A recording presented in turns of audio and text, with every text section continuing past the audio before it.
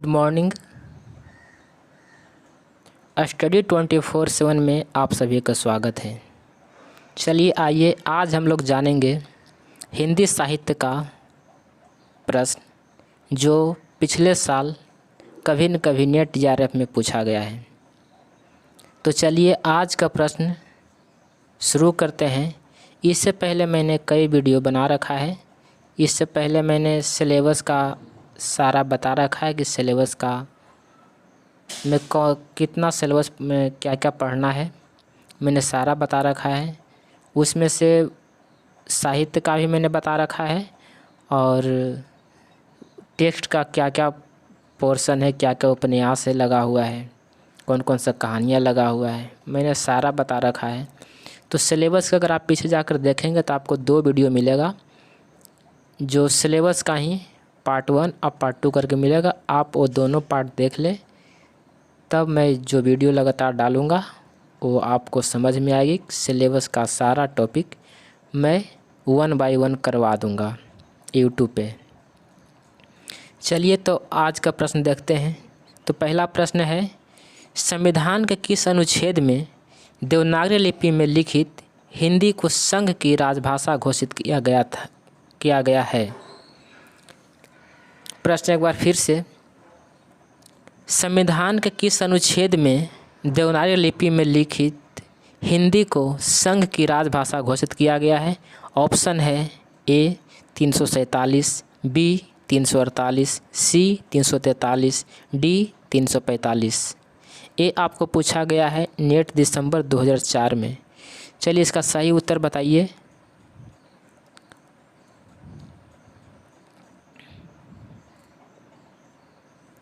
तो इसका right answer हो जाएगा ऑप्शन नंबर सी 343 में।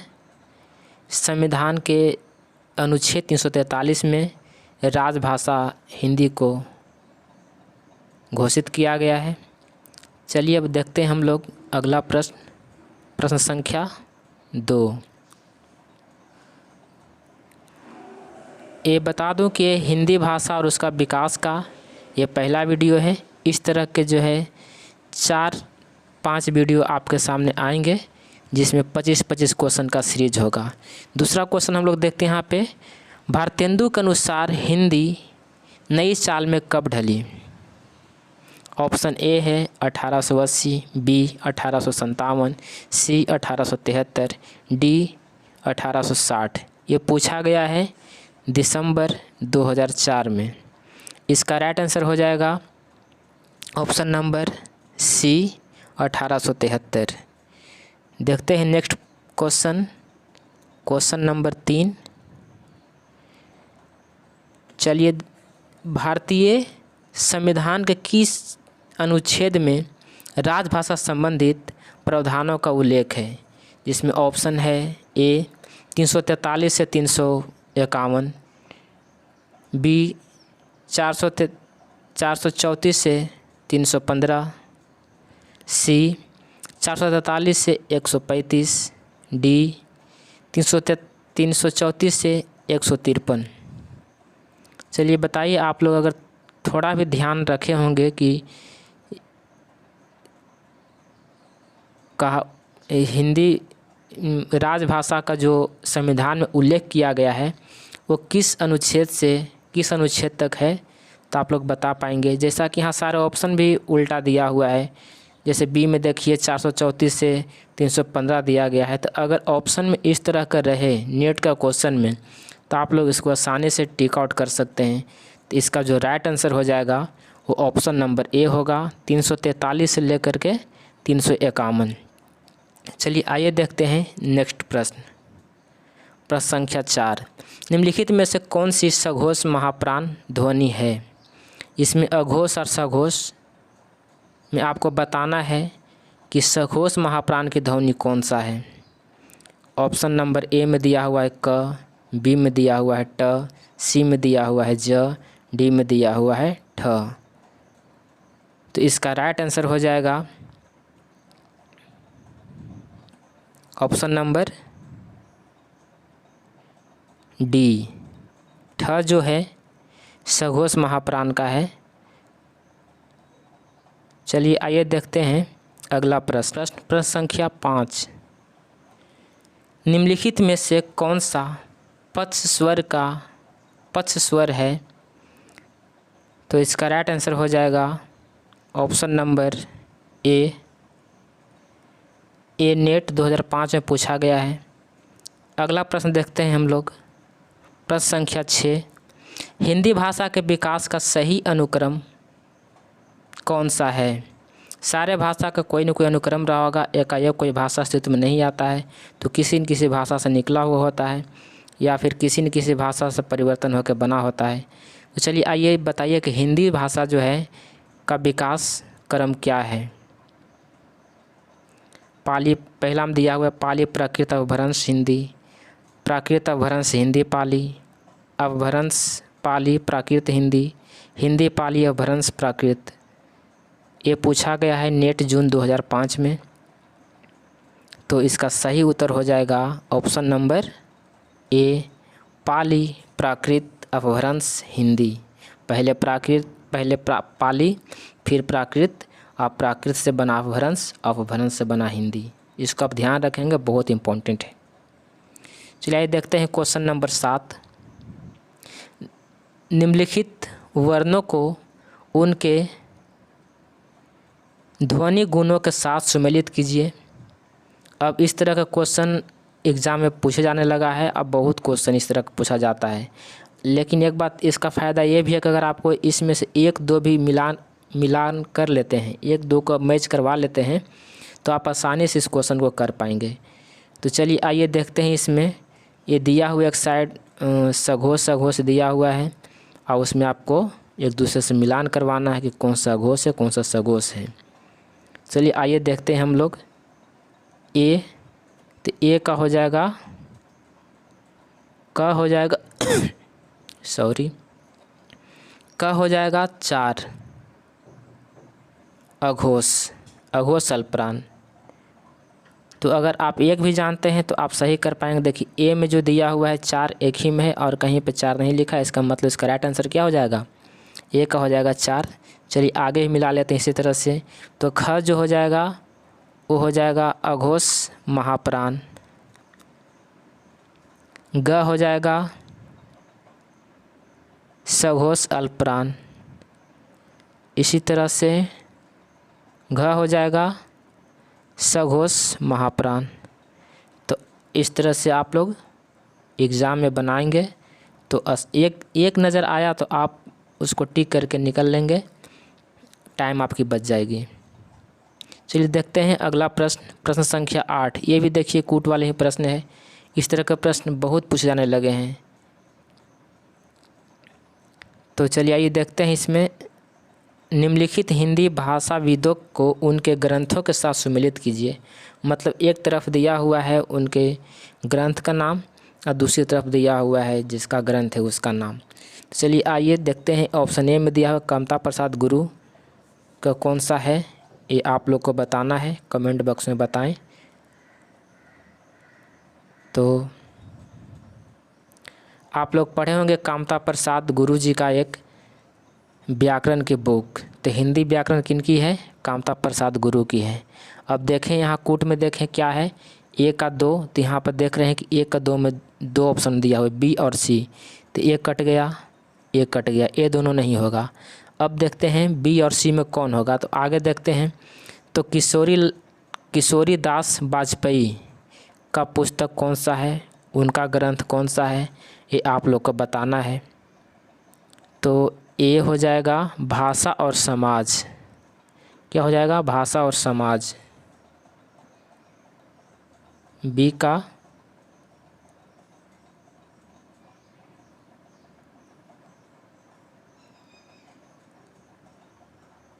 भाषा और समाज नहीं होगा, इनका हो जाएगा वो हिंदी भाषानुसार। किशोर वाजपेयी क्या हो जाएगा? हिंदी भाषानुसार। तो देख पा रहे होंगे ये बी का 4। अब देखेंगे बी का 4 कहाँ पे है। तो ये 2 ऑप्शन को ही देखना है, बी और सी। तो बी और सी में बी का 4 कहाँ पे है? देखिए बी का 4 ये है, इसका मतलब है कि ऑप्शन नंबर कौन हो जाएगा? बी राइट आंसर हो जाएगा। इस तरह से आगे देखें। उदय नारायण तिवारी, उदय नारायण तिवारी का कौन सा हो जाएगा, तो यहाँ पे देखेंगे सी का 1, तो आप लोग इस तरह से मिला देंगे। फिर डी का हो जाएगा भाषा और समाज, रामविलास शर्मा का है भाषा और समाज, तो यह ध्यान रखेंगे आप लोग। चलिए आगे देखते हैं। तो कूट वाली प्रश्न में 1 या 2 आपको पता होना चाहिए। अगर 1 या 2 पता है तो आप इसको आसानी से कर लेंगे, अगर 1-2 भी नहीं पता है तो थोड़ी मुश्किल होगी। देखते हैं प्रश्न संख्या 9 में है मुंडा भाषा परिवार का क्षेत्र कौन सा है। अब बताना है जो मुंडा भाषा परिवार है वो कौन सा क्षेत्र में आते हैं। तो मुंडा से आप लोग अगर कभी पढ़े होंगे बिरसा मुंडा के बारे में तो आप लोग इस क्वेश्चन को बता पाएंगे। ये पूछा गया है नेट दिसंबर 2005 में, जिसका ऑप्शन ए में है राजस्थान, बी में है मध्य प्रदेश, सी में है तमिलनाडु, डी में है छोटा नागपुर। तो इसका राइट आंसर हो जाएगा ऑप्शन नंबर डी, छोटा नागपुर। और छोटा नागपुर जैसा कि हम लोग जानते हैं कि झारखंड से बिलोंग करते हैं। बिरसा मुंडा हमारे झारखंड के थे, इन्होंने मुंडा आदिवासी के लिए आंदोलन भी किया था। तो इस तरह से अगर कहीं पढ़े होंगे तो आप लोग इसको आसानी से छोटा नागपुर टिक कर सकते थे। चलिए आइए देखते हैं नेक्स्ट प्रश्न संख्या 10। ये भी देखिए कूट वाली है, हिंदी भाषा और उसका विकास। ये थोड़ी मुश्किल हो जाती है, लेकिन अगर आपको 1-2 भी आंसर पता है तो आप इसको आसानी से कर लेंगे। चलिए देखते हैं। ए में दिया गया है स्वर ध्वनि कौन सा है, तो ये तो आपको बहुत ही आसानी पूछ दिया गया है। स्वर ध्वनि तो आप बता सकते हैं, क ख ग घ तो व्यंजन होता है, ख थ फ व्यंजन होता है, क ट प व्यंजन होता है। तो आप सीधे कहाँ जाएंगे, ऑप्शन नंबर ए को लाएंगे। कहाँ पे आपको स्वर मिल रहा है, तो 4 में मिल रहा है, तो ए का 4। अब देखें कि ए के 4 में कितने हैं, तो ए के 4 में देखिए ए में भी है और डी में भी है। तो क्या करेंगे आप, ए बी को और सी को कट कर लेंगे। अब 2 ऑप्शन में से आपको पता करना है कि कौन सा होगा। अब आगे देखते हैं तालब ध्वनि कौन सा है। तो आप लोग पढ़े होंगे कि तालब किसको कहते हैं, मूर्धन्य किसको कहते हैं, इस तरह चीज़ आप लोग पढ़े होंगे।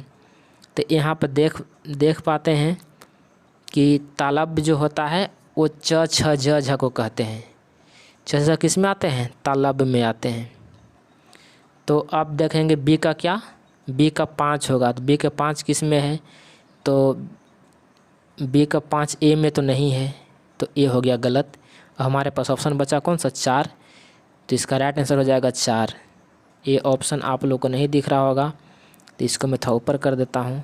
अब आप लोग को दिख रहा होगा ए का 4 और 3 का, इसको नीचे थोड़ा कर देता हूँ। अब तो दिख रहा होगा। आप ऑप्शन आपको सिर्फ 4 से मतलब है। देखिए सी का कौन सा होगा, तो सी का होगा आपको 3, मतलब कि अल प्रांत ध्वनि कौन सा है, तो क ट प ए।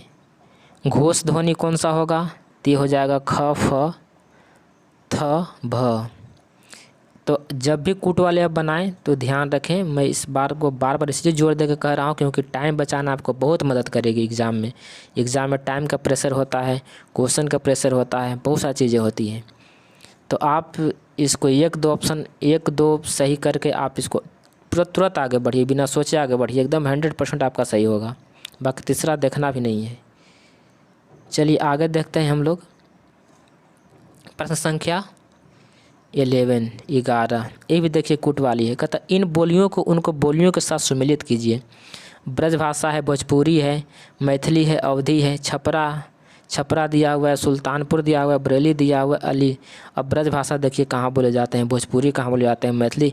मान लीजिए आप ये 4 भाषा दिया तो आप किसी न किसी भाषा से बिलोंग करते होंगे। जो अयोध्या तरफ के होंगे वो ब्रज भाषा से बिलोंग करते होंगे। इस ऑप्शन में आसानी से छाट के बता देंगे कि कौन सा भाषा जो है ब्रज, कौन सा एरिया में जो ब्रज बोला जाता है। तो यहाँ पे जो है ब्रज जो बोला जाता है वो देख पा रहे होंगे,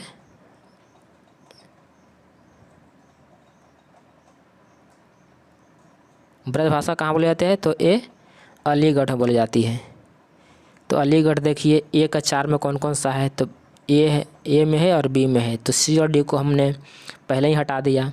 अब भोजपुरी कहाँ बोली जाती है, तो भोजपुरी सबको पता है कि ये यूपी में या बिहार में बोली जाएगी। तो छपरा यहाँ पर एक दिया हुआ है, तो बिहार वाले तुरंत बता देंगे कि जो है भोजपुरी छपरा में बोली जाती है। उसी तरह से देखिए सी में, तो सी क्या है, मैथिली, तो मैथिली बोला जाता है कहाँ पे, तो बरेली में बोली जाती है। अवधी, अवधी बोली जाती है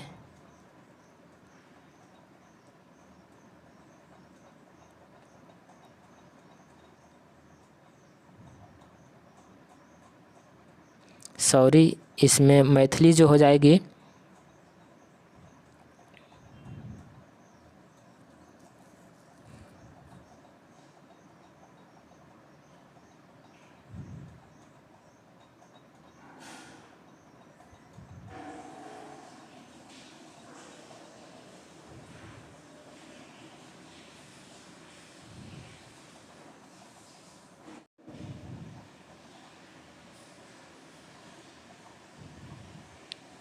हम लोगों ने 10 देख लिया है। चलिए आइए देखते हैं प्रश्न संख्या 11। 11 देखेंगे कि ये जो है इन बोलियों को उनके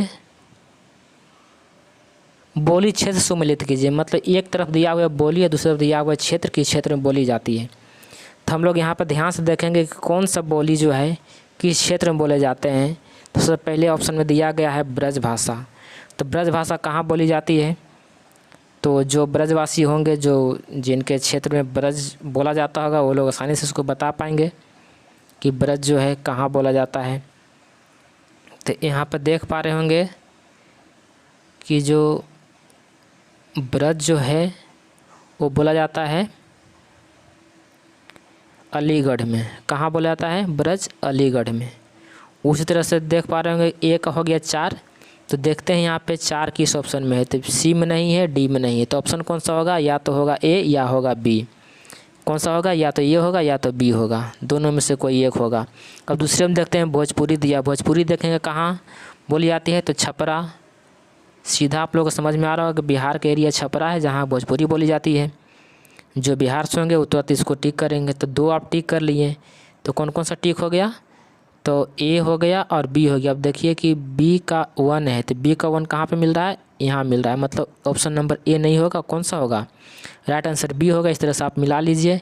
तो मिथिला कहाँ बोला जाएगा, तो मिथिला भी जो है, मैथिली जो है मिथिला में बोला जाता है, जो दरभंगा साइड में आती है। तो हो गया मिथिला की भाषा मैथिली, दरभंगा में जो बोला जाता है। और अवधी कहाँ बोला जाएगा, तो अवधी बोला जाएगा आपको सुल्तानपुर में वो बोला जाएगा, तो अवधी लगा देंगे सुल्तानपुर। इस तरह से आगे बढ़ेंगे। अब देखते हैं अगला प्रश्न जो है प्रश्न संख्या 12। 12 को देखें कि खड़ी बोली का प्रयोग सबसे पहले किस पुस्तक में हुआ है। अब बताइए खड़ी बोली जो है सबसे पहले किस पुस्तक में प्रयोग किया गया है। ये पूछा गया है आपको नेट जून 2006 में। ऑप्शन नंबर ए है भक्ति सागर, बी है सुख सागर, सी है काव्य सागर, डी है प्रेम सागर। इसका सही उत्तर बताएंगे आप लोग। तो इसका सही उत्तर हो जाएगा option number D, Prem Sagar. किसमें, प्रेम सागर में जो है सबसे पहले खड़ी बोली का प्रयोग किया गया है।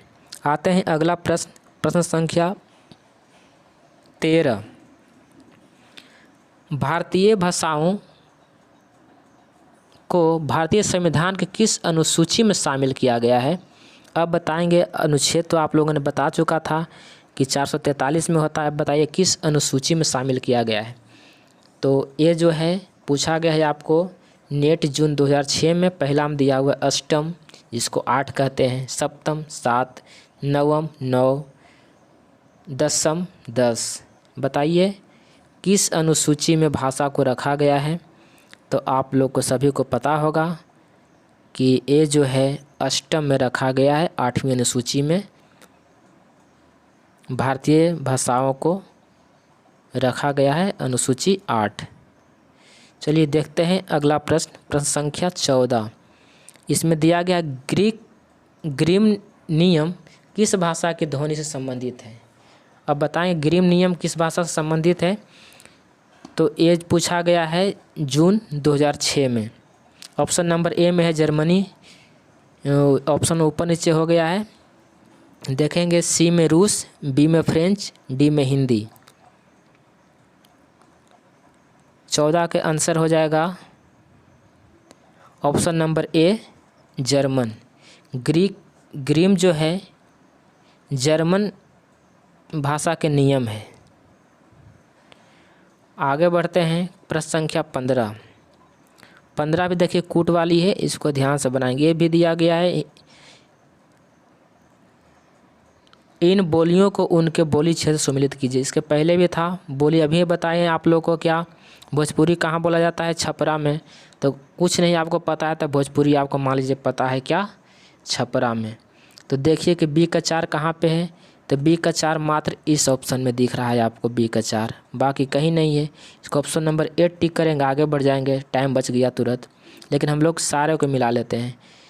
तो ए जो है, ए बांगरू जो है रोहतक में बोला जाता है। उसके बाद बी का तो 4 हो गया, सी का 3 मतलब कुमाऊनी जो है वो अल्मोड़ा में बोला जाएगा। उसके बाद खड़ी बोली जो है वो मेरठ में बोली जाएगी। इस तरह से आपका सारा हो गया। तो बस आप एक पकड़ लेंगे, सारा आपका हो जाएगा। चलिए आगे बढ़ते हैं। प्रश्न संख्या 16, नागरी लिपि का विकास किस लिपि से हुआ है? बहुत अच्छा प्रश्न है, ये नेट 2006 में पूछा गया है, नेट दिसंबर 2006। ऑप्शन नंबर ए में है आपको खरोष्टी, बी में है ब्राह्मी, सी में है नागरी लिपि, डी में है हिब्रू। तो नागरी लिपि किस लिपि से संबंधित है? तो आप सबको पता होगा कि ये जो है ब्राह्मी लिपि से संबंधित है। आगे बढ़ते हैं, प्रश्न संख्या 17 देखेंगे। निम्नलिखित बोलियों में से कौन सी बोली उत्तर प्रदेश में नहीं बोली जाती है? मतलब इसमें सारी बोली जो है उत्तर प्रदेश में बोली जाती है, बस एक कोई बोली है जो उत्तर प्रदेश में नहीं बोली जाती, वो क्या है? तो आप लोग को यहाँ पर साफ दिख रहा होगा कि अभी मैंने आप लोग को बताया था कि जो मिथिला है में बोला जाता है मैथिली, और ये पड़ता है बिहार में। तो इसमें से ऑप्शन नंबर क्या हो जाएगा? सी, मिथिला जो है, मैथिली बोली जो है वो उत्तर प्रदेश में नहीं बोली जाती है, बाकी अवधी भी उत्तर प्रदेश में बोली जाती है, खड़ी बोली उत्तर प्रदेश और ब्रज ये सब उत्तर प्रदेश में बोली जाती है। चलिए आगे बढ़ते हैं, प्रश्न संख्या 18 पे। पुराने हिंदी नामाकरण किसने किया? अब क्वेश्चन इससे पूछा जाता है कि पुराने हिंदी नामाकरण किसने किया। तो देखते हैं, इसमें ऑप्शन नंबर ए में दिया हुआ है हजारी प्रसाद द्विवेदी, बी में दिया हुआ रामचंद्र शुक्ल, सी में दिया हुआ इंशा अल्लाह खां, डी में दिया हुआ चंद्रधर शर्मा गुलेरी। अब 18 का ऑप्शन नंबर हो जाएगा डी, चंद्रधर शर्मा गुलेरी, चंद्रधर शर्मा गुलेरी। तो आप लोग कोशिश करेंगे कि सारे कवि के बारे में पढ़ लें, और मैं बारी बारी से सब कुछ पढ़ाऊँगा। ये मैं क्वेश्चन इसलिए डिस्कस कर रहा हूँ क्योंकि ये थोड़ी से कॉम्प्लिकेटेड सिलेबस हो जाता है, तो आप प्रीवियस ईयर भी देख लेंगे तो काम चल जाएगा। ऐसे मैं कोशिश करूँगा कि सारा ये भाषा, हिंदी भाषा और उसका विकास का सारा जो है थ्योरी मैं यूट्यूब पर करवा दूँगा। लेकिन पहले मैं सोच रहा हूँ क्वेश्चन हो जाए ताकि आने वाले एग्ज़ाम में आप लोग को तुरंत फ़ायदा हो, क्योंकि उसका सारा सिलेबस कराने में मुझे टाइम लग जाएगा। तो ये पुराने हिंदी नामाकरण का ऑप्शन नंबर हो गया डी, चंद्रधर शर्मा गुलेरी, जो पूछा गया है नेट के 2007 में। चलिए आगे बढ़ते हैं। आगे है प्रश्न संख्या 19, हिंदी को राजभाषा के रूप में मान्यता कब मिली? बहुत अच्छा क्वेश्चन है।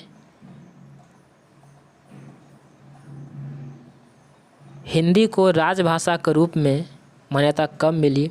ऑप्शन नंबर ए में है 26 जनवरी 1950, बी में है 14 सितंबर 1949, सी में है 15 अगस्त 1947, डी में है 14 सितंबर 1955।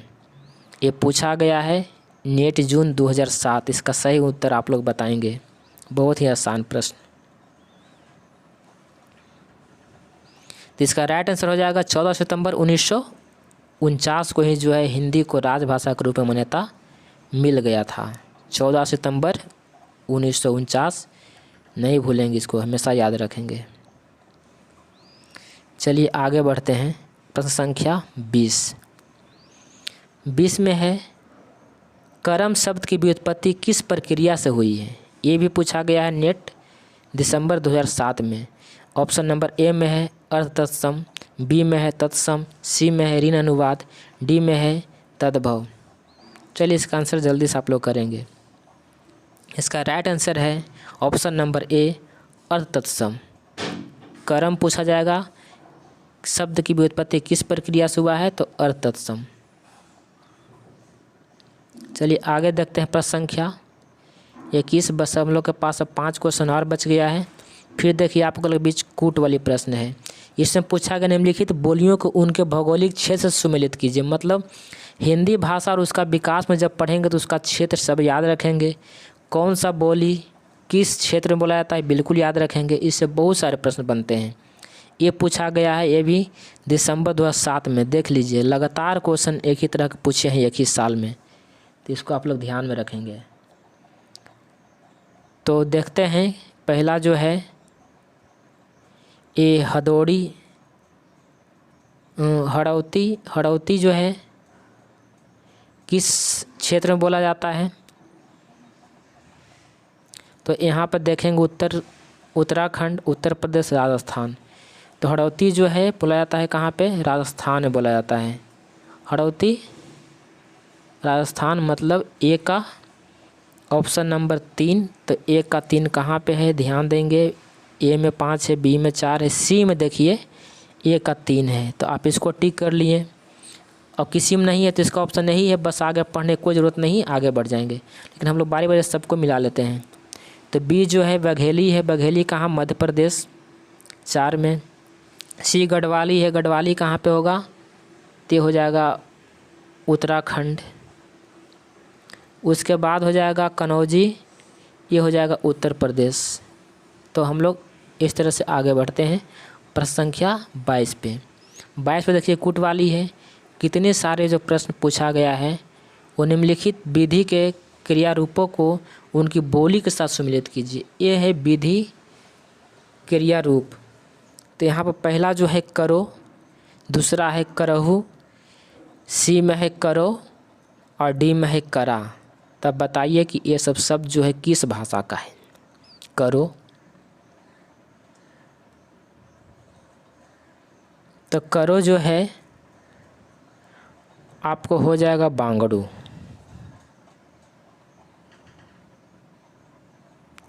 करो जो हो जाएगा बांगड़ू। अब देखिए 1 के 4 में कितने हैं, तो 1 के 4 में सी में नहीं है, डी में नहीं है, ए में और बी में है। करहु देखते हैं, करहु किस में होगा, तो करहु आ जाएगा अवधि में। तो अब देखते हैं बी का कौन सा है, 3। तो बी में तो नहीं है, बी के जगह पर 3 1 है। तो ऑप्शन नंबर क्या हो जाएगा, ए हो जाएगा राइट आंसर इसका। अब आगे देखते हैं कि करो कहाँ पे आएगा, तो आ जाएगा 5 में, ब्रज में आ जाएगा। फिर देखते हैं करा, तो करा जो है आ जाएगा भोजपुरी में। आप लोग भोजपुरी के क्षेत्र से होंगे तो समझ में आ गया होगा। चलिए इस प्रकार से हम लोग 1 2 छाँट लेंगे तो बाकी खुद ब खुद सही टिक करके आ जाएंगे। चलिए आगे बढ़ते हैं हम लोग प्रश्न संख्या 23 पे। 23 में देखते हैं कि पाणिनि के किस ग्रंथ के द्वारा भाषा को एकरूपता देने का प्रयास किया गया। पाणिनि ने किस ग्रंथ के द्वारा भाषा को एकरूपता देने का प्रयास किया गया, ये पूछा गया है जून 2008 में। इसका पहला ऑप्शन है महाभाष्य, दूसरा है योग वशिष्ठ, सी में, डी में है अष्टाध्यायी, डी में है बृहस्पति नीतिसार। ये ऑप्शन ऊपर नीचे हो जाते हैं वो टाइपिंग मिस्टेक के कारण, तो पहले ये रखे या बाद में बी रखे उस मायने रखता है। आंसर क्या होगा, ए मायने रखता है। चलिए आइए देखते हैं इसका। तो इसका हो जाएगा आंसर अष्टाध्यायी। पाणिनि का आप लोग जानते होंगे क्या हो जाएगा, अष्टाध्यायी हो जाएगा। पाणिनि ने किस ग्रंथ के द्वारा भाषा को रूपता देने का प्रयास किया है, तो अष्टाध्यायी ऑप्शन टिक करेंगे। Option number B right answer हो जाएगा। चलिए आगे बढ़ते हैं प्रश्न संख्या 24 पे। शब्द रचना में किसका योगदान नहीं होता है। जब हम लोग शब्द का रचना करते हैं तो किसका योगदान नहीं होता है। ऑप्शन ए में है प्रत्यय, बी में है पद, सी में है धातु, डी में है उपसर्ग। ये पूछा गया है आपको नेट जून 2008 में। इसका सही उत्तर आप लोग बताएंगे कमेंट बॉक्स में। इसका सही उत्तर हो जाएगा पद। क्या हो जाएगा सही उत्तर? इसका सही उत्तर हो जाएगा पद, ऑप्शन नंबर बी। चलिए आगे देखते हैं हम लोग प्रश्न संख्या 25, और ये आज का अंतिम प्रश्न है, इसको आप लोग ज़रूर बताएंगे। निम्नलिखित में से किस शब्द में रूप साधन प्रत्यय है? रूप साधन प्रत्यय पूछा गया है किसमें? ये पूछा गया आपको नेट जून 2008 में। ए में है बचपन, बी में है लड़के, सी में है मातृत्व, डी में है एकता। इसका सही उत्तर बताएंगे आप लोग। तो इसका राइट आंसर है सी, मातृत्व।